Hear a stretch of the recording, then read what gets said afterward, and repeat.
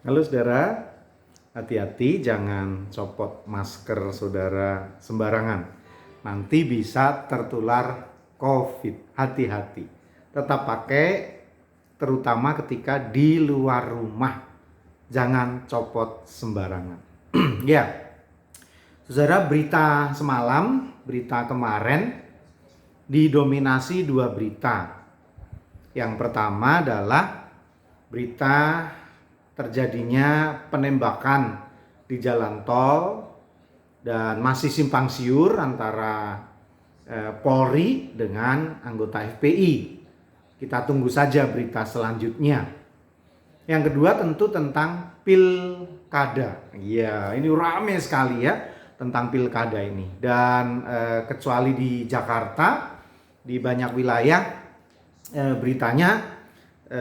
berita pilkada itu terjadi secara luar biasa, karena memang tanggal 9 kemarin dilaksanakan pilkada secara serentak kecuali DKI Jakarta. Jadi memilih bupati, kemudian wali kota, begitu ya saudara. Dan selamat kepada yang sudah terpilih, selamat bekerja. Buat yang kalah ya jangan kecewa-kecewa amat, mungkin belum waktunya. Silakan dicoba lagi periode ke depan. Yang lebih penting adalah apakah saudara ikut memilih dan pilihan saudara orang yang tepat. Nah, ini nggak boleh sembarangan kan, karena memilih hanya 5 menit, kalau salah pilih susahnya 5 tahun kan. Kita sering mendengar ucapan semacam itu ya. Milihnya 5 menit, kalau salah milih menderitanya 5 tahun. Sehingga harus betul-betul tepat pilihan kita, dipertimbangkan betul-betul pilihan kita. Nah, firman Tuhan memberi catatan tentang para pemimpin. Salah satu ayat yang baik sekali untuk menasihati para pemimpin adalah dari Yesaya 32 ayat 1 dan 2. Dikatakan demikian: sesungguhnya seorang raja akan memerintah menurut kebenaran, dan pemimpin-pemimpin akan memimpin menurut keadilan. Dan mereka masing-masing akan seperti tempat perteduhan terhadap angin dan tempat perlindungan terhadap angin ribut. Seperti aliran-aliran air di tempat kering, seperti naungan batu yang besar di tanah yang tandus.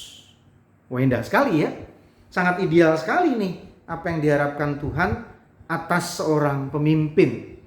Memimpin menurut kebenaran, menurut keadilan, menjadi tempat perteduhan, perlindungan, menjadi seperti air di tempat kering, menjadi seperti batu, tempat yang tandus, sehingga seorang pemimpin itu memberi solusi, jalan keluar, dan berkat bagi rakyatnya. Nah, memang ya tidak mudah mencari pemimpin yang seperti itu ya. Karena pemimpin di Indonesia khususnya, mereka juga punya kepentingan, karena pemimpin di Indonesia ini rata-rata kan dari partai ya. Nah, sehingga memang bagaimanapun juga harus mengikuti kebijakan-kebijakan partai, atau dalam bahasa yang lain ya kepentingan partai begitu.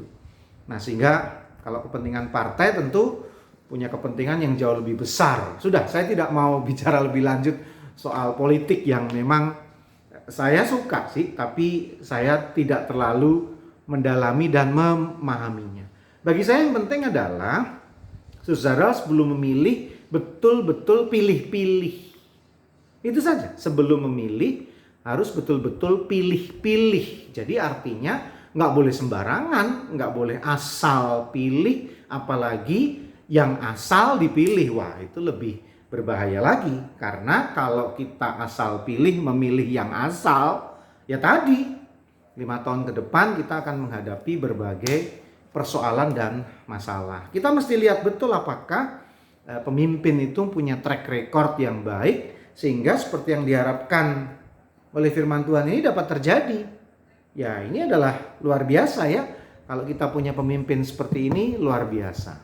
Nah, gimana persoalannya kalau pemimpin kita tidak seideal yang dituliskan oleh firman Tuhan? Ya, tidak ada cara lain, saudara. Pertama, nggak usah dipilih lagi nanti di periode ke depan.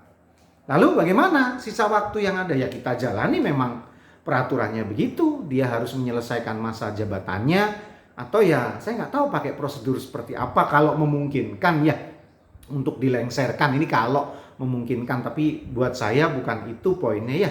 Ya kita doakan agar mereka berubah menjadi lebih baik.